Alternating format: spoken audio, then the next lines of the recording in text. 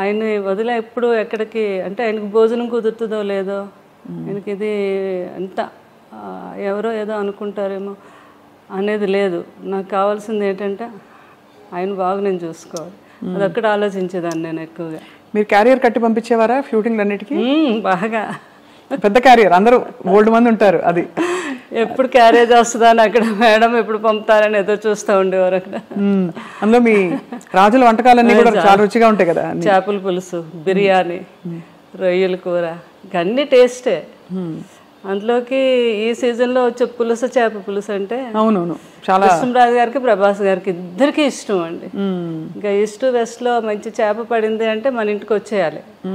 అది కృష్ణరాజు గారు ఏమో, నాకు కృష్ణరాజు గారే నేర్పించారు. మాకు అటు ఆంధ్ర సైడు ఆ పులుసు చేప అది అంత తెలియదు మాకు. మాకంతా అటు సీ ఫుడ్ ఎక్కువ అలవాటు మాకు. మాకు అటు అదే అలవాటు అనమాట. ఏది వంజరం చేపని, కోనేం చేపని, ఆ టైప్ ఆఫ్ మేము ఎక్కువ.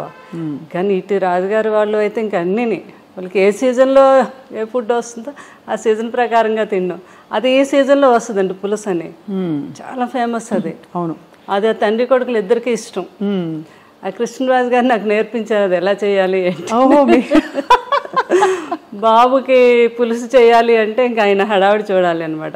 పెద్దబాజీ ఈరోజు నాకు చీట్ డే, ఈరోజు తినేస్తాను అంటున్నప్పుడు డైట్ చేస్తారు కదా, అంతే. ఇంకా పులుసు చేప తయారు చేపించేసి అది ఒక వీడియో కూడా చేశాను నేను. అప్పుడు ఏంటంటే రుచి చూసేవారు కాదు, స్మెల్ ఉప్పు సరిపోయిందో లేదో వాసనతో చెప్పేసి ఉప్పు సరిపోయింది. అదే సంపూర్ణమైన అన్ని సంపూర్ణమైన జీవితం అంటే కృష్ణరాజు గారేనండి. బాబు కూడా అదే అంటారు, అబ్బా ఎవరికైనా కూడా అలాంటి జీవితం రావాలి అంటే ఎన్ని ఉడుదుడుకులు ఉన్నా ఏమున్నా మనిషిలో కళ్ళల్లో కనబడడం ఎప్పుడా హ్యాపీనెస్. ఎవరైనా వస్తే భోజనం పెట్టడం. ఇంకా ఏంటంటే ఆయన ఫ్రెండ్స్ వాళ్ళు లండన్ డాక్టర్స్ అందరూ ఫ్రెండ్స్ ఎప్పుడైనా ఇండియా వచ్చినప్పుడు, హైదరాబాద్ వచ్చినప్పుడు కృష్ణరాజు గారు మీ ఇంటికి వస్తున్నానంటే ముందు వాళ్ళని అడిగి తెలుసుకునేవారు, మీరు ఏం తింటారు, మీరు మటన్ ఇష్టమా, మీకు చికెన్ ఇష్టమా, అలా అవి వాళ్ళకి ఇష్టాన్ని తెలుసుకుని అవి నాతో తయారు చేయించి పెట్టించి ఆయనే స్వయంగా వడ్డించాలి. మళ్ళీ కొంతమంది కాంబినేషన్, మా ఇంట్లో బిర్యానీ పులావ్ రసం అంటాం, రసాన్ని కూడా ఒక స్పెషల్గా చేస్తాం. ఆ కాంబినేషన్ చాలా బాగుంటుంది, పులావు రసం కలిపి. చాలా మందికి తెలియదు కదా. అవునవును. ఆయన తిని ముందు కొంచెం పులావ్ వేసుకోండి, అందులో కొద్దిగా చేపల పులుసు వేసి ఇంత రసం వేసుకొని తినండి అంటే ఆ టేబుల్ మీదే వాళ్ళకి వంట అక్కడికక్కడ తయారు చేసి పెట్టేవారు అనమాట. అంత ఇష్టం పెట్టడం, అంత ఇష్టం, అంత ఇష్టం అండి. వాళ్ళు తింటూ ఉంటే ఆ కళ్ళల్లో ఆనందం అసలు మామూలుగా కాదు. సో శ్యామలాదేవి గారు, మీకు అంత ఇష్టపడి మీరు అంటే మీరు అరేంజ్డ్ అయినా కూడా పెళ్ళి ఒకలా చూస్తే ఇష్టపడి చేసుకున్నట్టే మీరు, ఎందుకంటే మీరు వారి పరిస్థితి నుంచి ఇష్టము అన్నీ లేదు, నాకంటే పెద్దవారైనా నాకు ఇష్టం అని చేసుకున్నారు. వారు కూడా మీ గుణం తెలుసుకుని చేసుకున్నారు కదా. మీకు ఏం కొనిపెట్టారు పెళ్ళయ్యాక? అలా ఉండేదా షాపింగ్, లేకపోతే మీరే వెళ్ళి చేసుకోవడమేనా?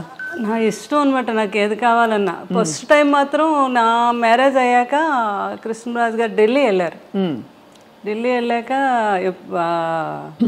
వస్తున్నప్పుడు అక్కడ డ్రైవర్ని అడిగారండి, ఇక్కడ మంచి షాప్స్ అవి ఉన్నాయి, మేడం చీరలు కొని పెట్టుకోండి. ఫస్ట్ టైం అక్కడ సౌత్ ఎక్స్ బాగా ఫేమస్, అన్ని బ్రాండెడ్ షాప్స్ ఉంటాయి. అక్కడికి వెళ్ళి 2 సారీస్ కొని తెచ్చారు ఫస్ట్ టైం. అవి ఒకటేమో 25,000, ఇంకొకటేమో 15,000 అనమాట. నీకు నచ్చాయి చీరలు, లేకపోతే నెక్స్ట్ మనం వెళ్ళినప్పుడు వాడు చెప్పాడు, మేడంకి నచ్చకపోతే 15 days వరకు టైం ఉంది, వచ్చాక మార్చుకోవచ్చు అని చెప్పారు. నాకు చాలా హ్యాపీ అనిపించింది ఫస్ట్ టైం ఆయన చీరలు కొని తీసుకురావడం. అలా దాచుకున్నాను ఇప్పటికీ కూడా సారీస్, ఆయన ఫస్ట్ టైం కొని తెచ్చారు. అవునా? అవును కదా, అంతకంటే అది అద్భుతమైన జ్ఞాపకం.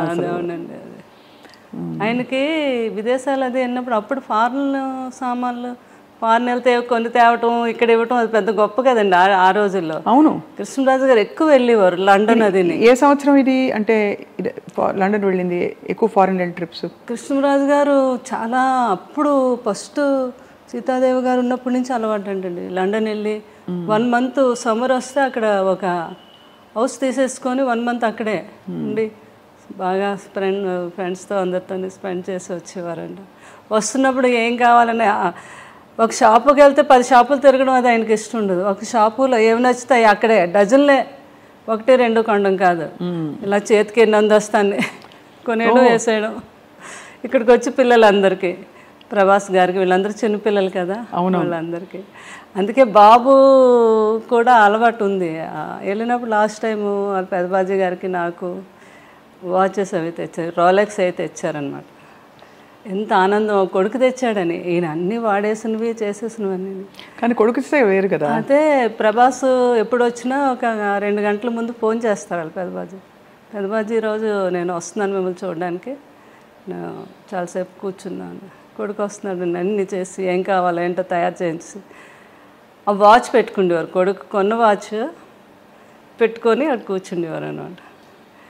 నేను చెప్తే ప్రభాస్ గారు నవ్వేవారు, పెదబాజీ అవన్నీ ఎప్పుడో మీరు మా చిన్నప్పుడు వాడేసినవే కదా ఇవన్నీ మీకు కొత్త ఏంటి, ఏదో మాకు సరదాకి తేవడం అంటే అలా కాదు, నాకు కొడుకు తెచ్చాడు, నాకు గొప్ప అంటే అట్లాంటి మనస్తత్వం అనమాట ఆయనకి. కానీ ప్రభాస్ గారికి కూడా చాలా మంచి గుణం. అయ్య బాబా, అంత మంచి గుణం అంటే మాట తీరులో మర్యాద ఇవన్నీ కూడా ఖచ్చితంగా కృష్ణరాజు గారి ప్రభావం చాలా ఉంటుంది కదండి. అసలు ఆయన కూడా అనేవారు, పెదబాజీ నాకు చాలా వరకు అంతా మీ పోలికే, అదే మీ గుణాలే వచ్చాయి, కొంచెం మొగమాటం ఒకటే నాకు ఎక్కువ మొగమాటం అండి. అంటే ఎక్కువ ప్రజల్లో అదే బయటకు వెళ్ళడం అని అదని. కృష్ణరాజు గారికి అలా కాదు, పాలిటిక్స్ లో కూడా ఉన్నారు కాబట్టి స్వభావం కూడా కొంత అవుట్ గోయింగ్ ఆయన. అంటే ఒక చార్జ్ తీసేసుకుని వెంటనే అందరినీ కంఫర్టబుల్ చేసేసే టైపు వ్యక్తిత్వం వారిది కృష్ణరాజు గారు. చాలా ఏదైనా కూడా కష్టాన్ని తెలియకుండా ఏదైనా ఉంటే ఆయనలో ఆయన ఉండి దాన్ని కూడా తెలియపరచుకుంటా హ్యాపీగా ఫ్యామిలీతో ఎంజాయ్ చేయటం, ఎవరిని ఇబ్బంది పెట్టకపోవటం. అంటే దేన్ని మిస్ అయ్యేవారు కాదు. ఆయన 2 పడవల మీద ప్రయాణం కదా, ఒకటి పొలిటికల్, ఒకటి సినిమా. అవును, కానీ ఇద్దరిని కూడా బ్యాలెన్స్ చేసుకుంటూ వచ్చారు ఈ రోజుకి కూడా. కరెక్ట్. వాళ్ళందరూ ఇప్పుడు నాకు కూడా ఉన్నారు, అది నా ఆనందం. ఎవ్వరు కూడా ఒకరు దూరం అవ్వలేదు. అందరూ అంటే సినిమా ప్రపంచంలో ప్రపంచం అనండి, అటు పొలిటికల్ అందరూ టచ్ లో ఉంటారా? అందరూ టచ్ లో ఉంటారు. ఇప్పుడు సినిమా మాలో ఉన్నవారు అంతా కూడా చాలా రెస్పెక్ట్. కృష్ణరాజు గారికి అయితే ఎలా అయితే రెస్పెక్ట్ ఇస్తున్నారు, అదే మన బాలకృష్ణ గారు, ఆయన ఫిల్మ్ ఇండస్ట్రీకి వచ్చి 50 years అయింది, ఫంక్షన్ అయింది. అవును, అయినందుకు ఫోన్ చేసి అయినా మీరు వస్తే కృష్ణరాజు గారు వచ్చినట్టు, నాకు పెద్ద ఆయన అంటే చాలా గౌరవం, వచ్చి మీ ఆశీర్వాదం ఇవ్వండి అని ఆయన ఫోన్ చేయటం. అలాగే మురళీమోహన్ గారు, ఎవరైనా అందరూ.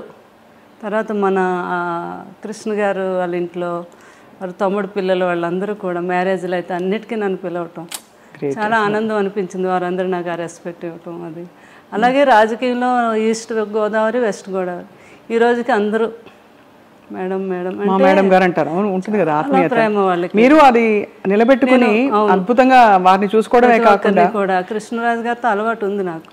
అన్నిటికీ మీరు వెళ్ళడం అంటే ప్రతి ఒక్కరిని పలకరించడం, మాట్లాడటం, ఎవరిని మర్చిపోవడం అంటే ఈ రోజుకి లేదు అసలు. ఆ రోజు నుంచి ఇది అందరూ బాగా నాకు ఆ రెస్పెక్ట్ ఇప్పటికీ. బాబు కూడా అంటే కృష్ణరాజు గారు ఎలా అయ్యాక బాగా డిప్రెషన్లోకి వెళ్ళామండి నేను పిల్లలు. అసలు ఇంకా లేవలేమేమో అన్నంత పరిస్థితి అది. ఇంకా అసలు అలాంటిది ఆ టైంలో బాబు బాగా సపోర్ట్ చేస్తారు. బాబు ఒకటే మాట అన్నారు ఒకరోజు, మీకు పెదబాజీ అంటే చాలా ఇష్టం, ఆయన ఎక్కడికే వెళ్ళలేదు, మన దగ్గరే ఉన్నారు, సంపూర్ణమైన జీవితం అనుభవించి ఆయన మన దగ్గరే ఉన్నారు. ఇప్పుడు మీరు బాధపడ్డారు, రోజు బాధపడుతున్నారు, డిప్రెషన్లోకి వెళ్తున్నారంటే ఆయన నమ్ముకొని ఎంతోమంది ఉన్నారు, వాళ్ళందరికీ మళ్ళీ మీరు పెదబాజీ ఉన్నట్టుగా చూపించాలి కదా. ఎందుకంటే మీరు బాధపడితే ఎవ్వరూ మీ దగ్గరికి రారు ఒక్కరు కూడా. అప్పుడు పెదబాజీ మన దగ్గర లేనట్టే కదా. ఆయన ఉన్నారు మనతోనే అనుకుంటే మీరు లేవాలి, మీరు తిరగాలి, బయటకు వెళ్ళాలి అని ఆయన చెప్పారు. ఇంకా ఆ రోజు నిజమే కదా, బాధపడే కన్నా ఆయన జ్ఞాపకాలను ముందుకు తీసుకెళ్తూ నలుగురిలోకి వెళ్తే వాళ్ళు కూడా ఆనందపడతారని ఆలోచించి నేను అప్పటి నుంచి బయటకు రావడం మొదలుపెట్టాను. ఇంకా బయటకు వచ్చాక నాకు తెలిసింది నిజమే కదా. ఎందుకంటే ఎవరిలో చూసినా ప్రతి ఒక్కరూ కృష్ణరాజు గారి అభిమాని, కృష్ణరాజు గారి గురించి మాట్లాడటం, ఆయన జ్ఞాపకాలను పంచుకోవటం, అందులో నేను బాగా ఆనందం పొందుతున్నాను అనమాట. అప్పుడు అనుకున్నాను బాబు అందుకే ఇలా చెప్పారు నాకు. అలా ఇప్పుడు పలకరిస్తూ వస్తూ పోతుంటారా? అందరూ వస్తున్నారు ఇప్పుడు, అందరూ ప్రతి ఫంక్షన్కి పిలుస్తున్నారు, నేను కూడా వెళ్తున్నాను. పిల్లలు కూడా అదే అన్నారు, మీరు సంతోషంగా ఉంటే మేము కూడా సంతోషంగా ఉంటాము, ఆ జ్ఞాపకాలతో మనం బ్రతకాలి కానీ డిప్రెషన్కి వెళ్ళకూడదు అని చెప్పడంతో ఏమైనా నేను కృష్ణుడు గారని ఇక్కడ జరీవరం అని ఒక షాపు తెలుసుగా, దానికి వెళ్ళాను ఓపెనింగ్. మీరు వెళ్ళారు కదా, నేను కూడా వచ్చాను.